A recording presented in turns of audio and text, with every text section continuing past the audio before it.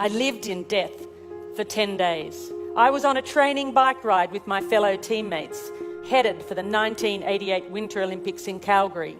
As we made our way up to the beautiful Blue Mountains west of Sydney, it was the perfect autumn day. We'd been on our bikes for around 5.5 hours when we got to the part of the ride that I loved, and that was the hills, because I loved the hills. I looked up to see the sun shining in my face, and then everything went black. Where was I? What was happening? My body was consumed by pain. I'd been hit by a speeding truck with only 10 minutes to go on the bike ride.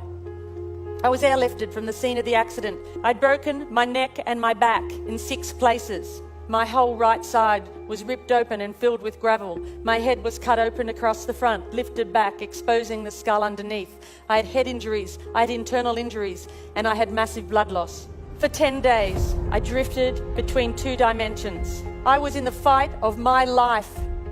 After 10 days, I made the choice to return to my body. And when I did, the massive internal bleeding miraculously stopped. The next question was whether I would walk again, because I was paralyzed from the waist down. I woke up in intensive care to the news that the operation had been a success, because at that point I had a little bit of movement in one of my big toes, and I thought, great, because I'm going to the Olympics.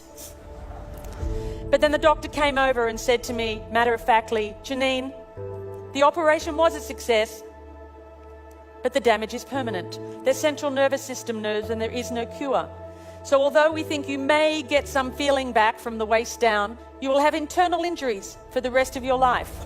You will have to use a catheter, and if you walk again, it will be with calipers and a walking frame. You're going to have to rethink everything you do in your life, because you are never going to be able to do the things you did before. I was an athlete. My body was everything. If I couldn't do that, if I wasn't that, then who was I? After almost 6 months, it was time to leave the spinal ward. I was in a wheelchair and a plaster body cast.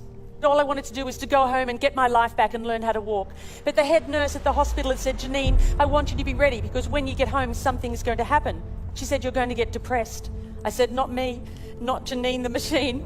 She said, it happens to everybody. I was in a wheelchair, a plaster body cast, attached to a catheter bottle. I had no feeling from the waist down. I wanted my life back. I wanted to put my running shoes on and run out the door. But I couldn't. And I got depressed. And there were days when I didn't want to get out of bed, and days when I didn't get out of bed. And I can remember my mum sitting on the bed, and we were both crying, and she said, I wonder if life will ever be good again. And I thought, how could it? Because I've lost everything that I valued. At home, sitting outside in my plaster body cast, an aeroplane flew over my house. And in that moment, my eyes and my mind were open. I stopped asking, why me? And I began to ask, why not me? And I looked up and I thought, well, that's it. If I can't walk, then I might as well fly. So weeks later, my mum and my friend Chris, they bought me a pair of baggy overalls, and they drove me to the local airport, Bankstown Airport, and they carried me in. And I held onto the counter because I couldn't even stand on my own. I said, I'm here for my flying lesson. And they ran out the back to draw short straws. Oh my God. And this guy came out, Andrew. He said, hi, I'm going to take you flying. I said, great. So they put me in the car and they drove me down to the tarmac. And there on the tarmac was a red, white and blue airplane. I had never seen anything so beautiful before. They lifted me up into the aircraft. They put me in the front seat. They did my seatbelt up. He got a clearance from the tower and he took off down the runway. And as the wheels lifted off the runway, I felt the most incredible sense of freedom. And then as we flew over the training area at Bankstown Airport, Andrew said to me, he said, right, you see those mountains over there? And I said, yes, as I looked towards the Blue Mountains west of Sydney, where my journey had begun. And he said, you take the controls and you head towards those mountains. And I did. And I was flying. And I knew right then that I was going to be a pilot. I didn't know how on earth I'd ever pass a medical, but that didn't matter because I had a dream and nothing was going to stop me. All I could do in the beginning was lie on the ground and lift my legs this far, maybe an inch, but it was better than nothing. And I practiced my walking as much as I could, and I went from the point of 2 people holding me up to 1 person holding me up, to the point where I could walk around the house holding onto the furniture as long as it wasn't too far apart. So while the doctors continued to put my body back together again, I went on with my theory study. And then amazingly, eventually, I passed my pilot's medical, and I had my bag of medication and catheters and my funny walk, and they would look at me and think, who is she kidding? She's never going to be able to do this. And sometimes I thought that too, that there was something inside of me that was burning so bright that said, don't stop.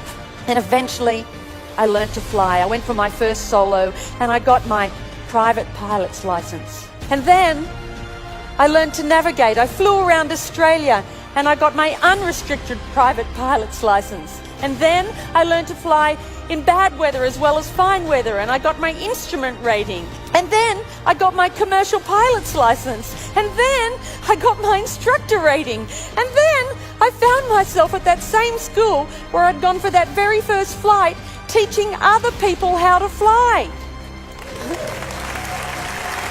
In just over 12 months after I'd left the spinal ward. I wasn't meant to live, I wasn't meant to walk, and I wasn't meant to fly. Our bodies may be limited, but it's our spirit that's unstoppable. I now know that it wasn't until I let go of who I thought I was that I had the freedom to create something completely new for my life. It wasn't until I let go of the life I thought I was supposed to have, that I'd worked so hard for, that I was able to embrace the possibilities that waited for me.